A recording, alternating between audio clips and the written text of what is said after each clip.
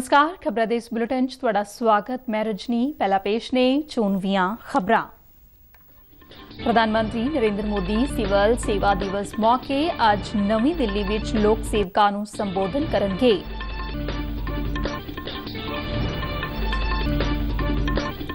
भारत दी G20 संगठन दी प्रधानगी तहत नवी दिल्ली विच एक G20 पार्क विकसित किया जा रहा है। जलंधर लोक सभा हल्के दी जिमनी चोण लई दाखल नामजदगी कागजां दी पड़ताल अज कीती जावेगी। पंजाब सरकार ने महिला सशक्तिकरण लई बनाई जाण वाली नवीं नीति लई सुझाव मंगे। हुण खबरां विस्तार नाल। प्रधानमंत्री नरेंद्र मोदी सिविल सेवा दिवस मौके अज नवी दिल्ली विच लोक सेवकां नूं संबोधन करनगे। मोदी ने राष्ट्र दी उन्नति लई लोक सेवकां दी अहम भूमिका लई निरंतर शलाघा कीती। इह समझिआ जांदा है कि प्रधानमंत्री इस मौके ते उन्हां नूं विशेष रूप विच अमृत काल दे दौरान सख्त मेहनत करदे रहण लई उत्साहित करनगे। प्रधानमंत्री लोक प्रशासन विच सर्वोत्तम पुरस्कार भी प्रदान करनगे। ये पुरस्कार आम लोकां दे जीवन विच सुधार लियाउण लई यत्नां विच जिलिਆਂ ते संगठनां ਵੱਲੋਂ विलखण ते नवीं पहलां लई दित्ते जांदे ने। उपराष्ट्रपति जगदीप धनखड़ ने कल नवी दिल्ली विच 16वें लोक सेवा दिवस समागम का उद्घाटन किया। इस मौके उन्होंने कहा कि लोक सेवा दिवस लोक सेवकां लई अपने आप नूं मुड़ तो समर्पित करन ते अपनी वचनबद्धता नूं नवां रूप देण दा एक मौका है। जगदीप धनखड़ ने कहा कि सन 1947 विच लोह पुरुष सरदार वल्लभ भाई पटेल ने लोक सेवकां नूं भारत दा स्टील फ्रेम कहा सी। उपराष्ट्रपति ने जोर दे के आख्या है कि भारत दे हित नूं हमेशा सर्वोच्च रखना साडा सामूहिक धर्म है। लोक सेवा के महत्व बारे उपराष्ट्रपति जगदीप धनखड़ ने कहा है कि सब तो औखे इम्तिहान विच कामयाब होने तो बाद भी लोक सेवकां दे माली फायदिਆਂ ਦੀ तुलना उपलब्ध बदलां नाल नहीं की जा सकती, पर सिविल सेवा विच कुछ खास है जिहड़ा एक लोक सेवक नूं लोकां दी सेवा ते उत्थान करन दा एक अनोखा मौका दिंदा है। Vision of the Sardar, the unifier of modern India, continues to inspire and motivate civil servants, as also all of us, across the country to make exemplary contributions for the nation. It is our collective dharma to always keep the interest of Bharat uppermost. केंद्रीय मंत्री doctor Jitendra Singh समेत होर शख्सियतां इस मौके हाजिर सन। भारत दी G20 संगठन विच एक साल की प्रधानगी दौरान नवी दिल्ली विच एक G20 पार्क विकसित किया जा रहा है। इस विच G20 देशां दे राष्ट्रीय पशुआं अते पंछियां नूं दर्शाउण वालियां मूर्तियां नूं प्रदर्शित किया जावेगा, जो कचरे तो इकत्तर कीतियां गईयां वस्तुआं नाल बनाईयां जाणगीआं। ਇਹ ਕਲਾਕ੍ਰਿਤੀਆਂ ਕੱਲ ਤੋਂ ਆਯੋਜਿਤ 20 ਦਿਨਾਂ ਰਾਸ਼ਟਰੀ ਸ਼ਿਵਰ ਵਿੱਚ ਬਣਾਈਆਂ ਜਾਣਗੀਆਂ। ਵੱਖ-ਵੱਖ ਭਾਰਤੀ ਸੂਬਿਆਂ ਦੇ ਕਲਾਕਾਰ ਮੂਰਤੀਆਂ ਬਣਾਉਣ ਲਈ ਕੰਮ ਕਰ ਰਹੇ ਨੇ।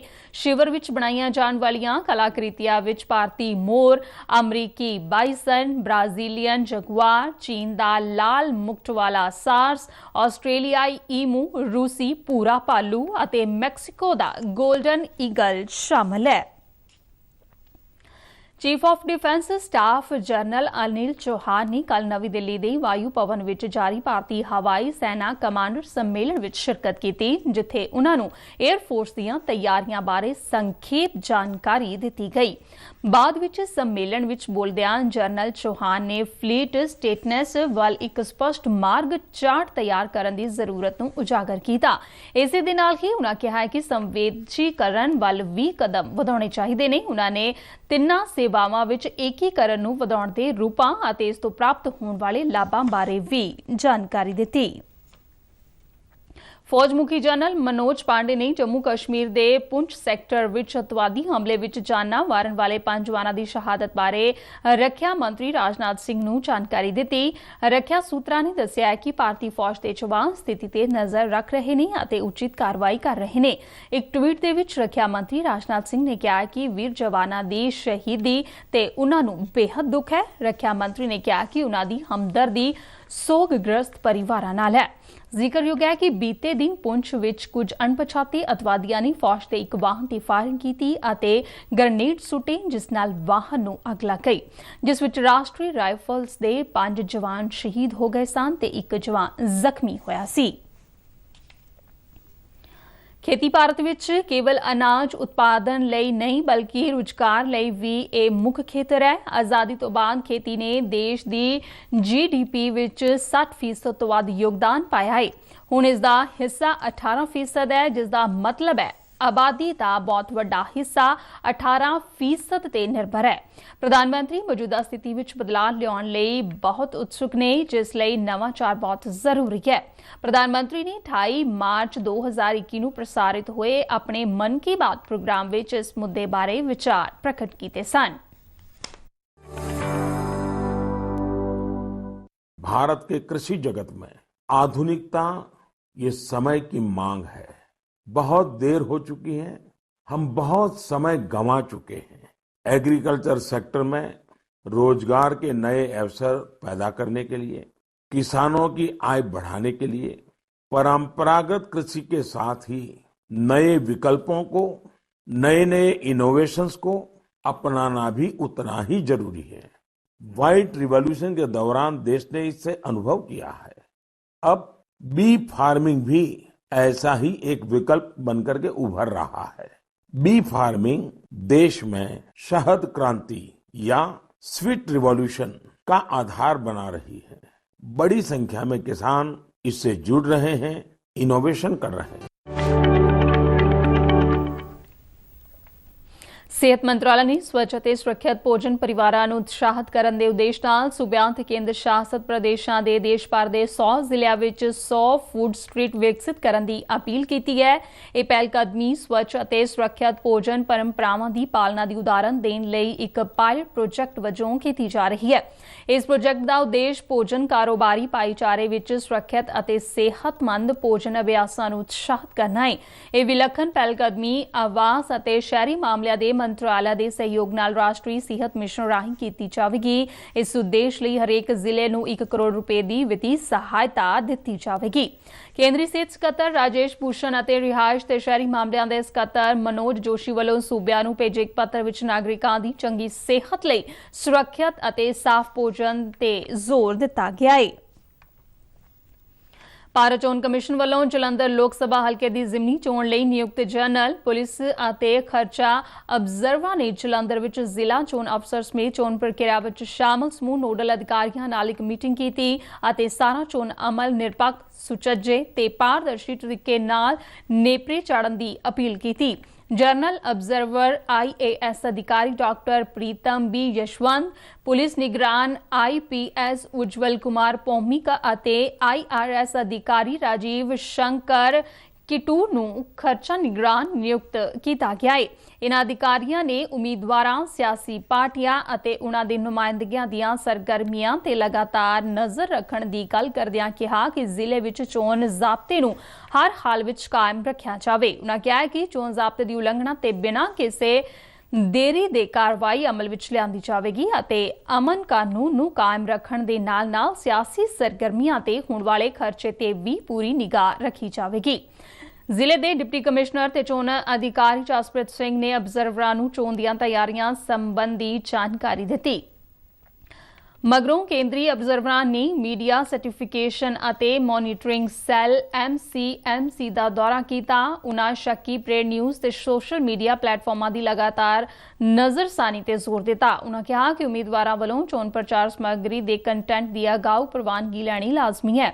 ਇਸ ਦੌਰਾਨ ਚੋਣ ਨਿਗਰਾਨ ਰੋਜ਼ਾਨਾ ਸਵੇਰੇ 11 ਵਜੇ ਤੋਂ 12 ਵਜੇ ਤੱਕ ਜ਼ਿਲ੍ਹਾ ਪ੍ਰਸ਼ਾਸਕੀ ਕੰਪਲੈਕਸ ਵਿੱਚ ਮੌਜੂਦ ਰਹਿਣਗੇ। ਚੋਣਾਂ ਨਾਲ ਸੰਬੰਧਿਤ ਕੋਈ ਵੀ ਸਿਆਸੀ ਧਿਰ, ਨੁਮਾਇੰਦੇ ਜਾਂ ਲੋਕ ਚੋਣਾਂ ਸੰਬੰਧੀ ਆਪਣੀ ਸ਼ਿਕਾਇਤ ਜਾਂ ਸੁਝਾਅ ਚੋਣ ਨਿਗਰਾਨਾਂ ਦੇ ਧਿਆਨ ਵਿੱਚ ਲਿਆ ਸਕਦੇ ਨੇ।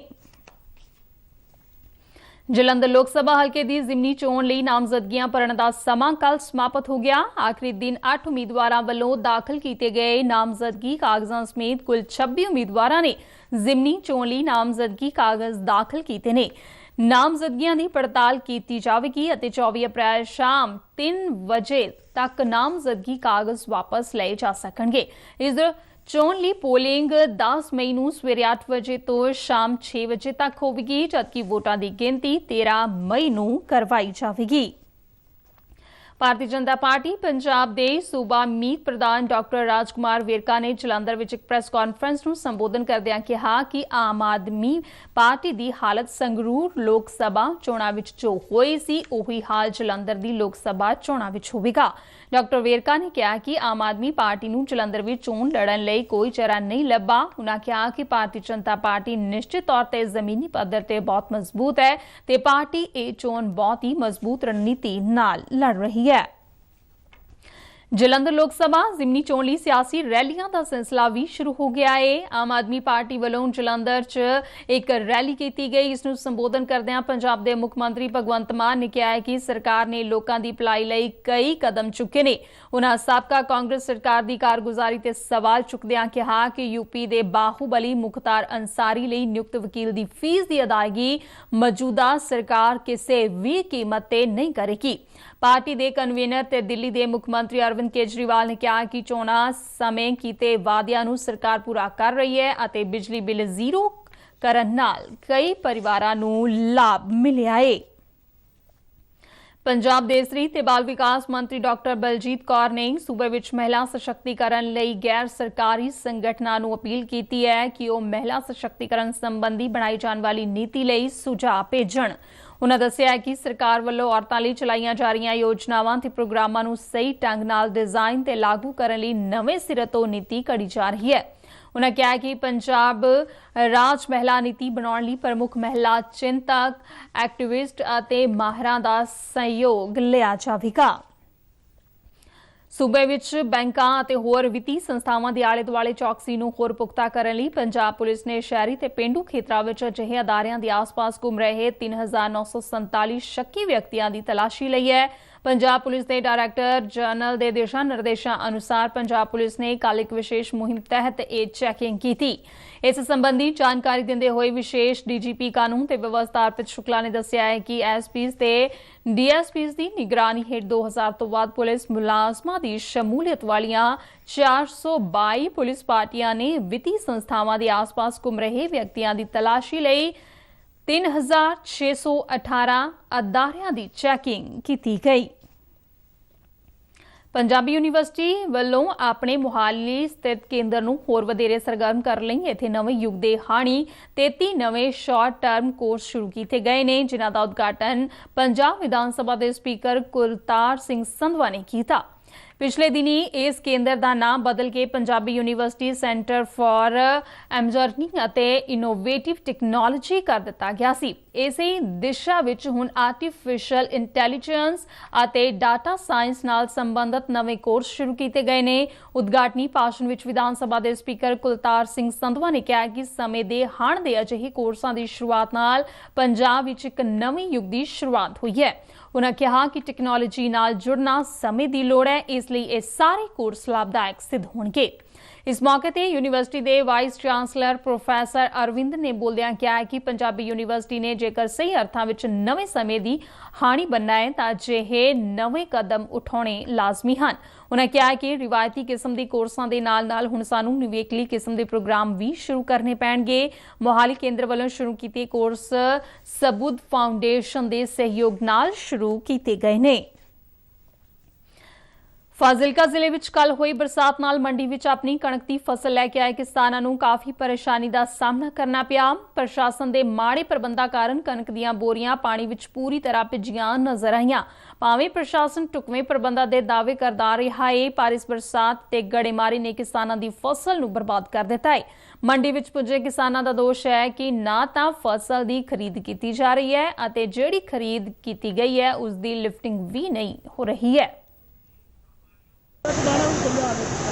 अच्छा तो हम 14 किले सारी फसल इतने पई है सारी इतने पई 14 तो कितना को नुकसान मनते हो बहुत नुकसान होगा फिर जानी फिर जाएगी ते अजे कोई तुली नहीं कणक ਤੁਹਾਡੀ ना नहीं तुली।